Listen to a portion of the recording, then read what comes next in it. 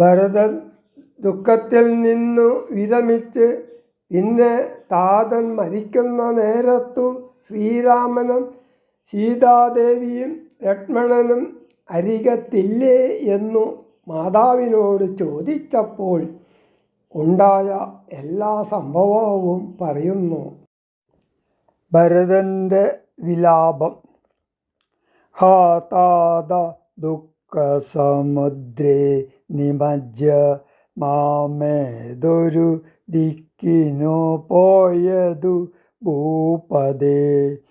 എന്നെയും രാജഭാരത്തെയും രാഘവൻ തന്നുടെ കയ്യിൽ സമർപ്പിയാതെ പിരിഞ്ഞെങ്ങു പോയിക്കൊണ്ടു പിതാവേ ഗുണനിധേ.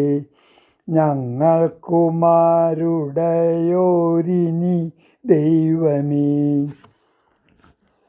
പുത്രനീ വണ്ണം കരയുന്നതു നേരം ഉത്താപ്യ കൈകേയി കണ്ണുനീരും തുടച്ചാശ്വസിച്ചിടുക.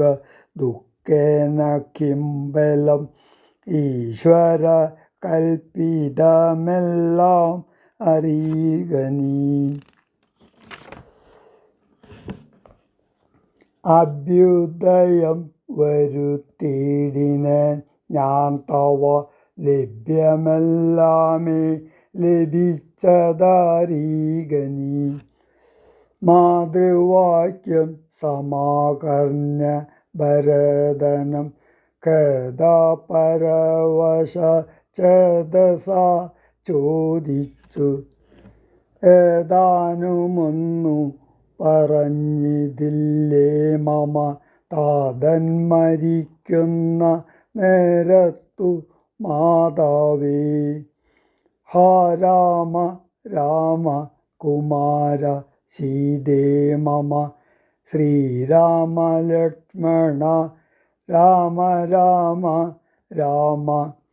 സീതേ ജനക സുതേതി പുനഃ പുനഃ രാതുരനായി വിലപിച്ചു മരിച്ചിതു.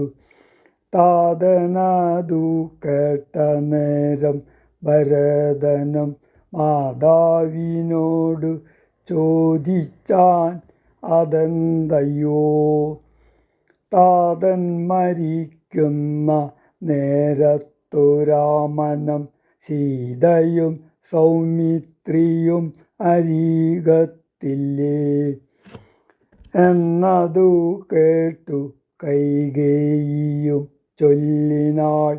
മന്നവൻ രാമനഭിഷേകമാരഭ്യ സന്നദ്ധനായതു കണ്ട നേരത്തു ഞാൻ എന്നുടെ നന്ദനൻ തന്നെ വാഴിക്കേണം എന്നു പറഞ്ഞഭിഷേകം മുടക്കിയേൻ.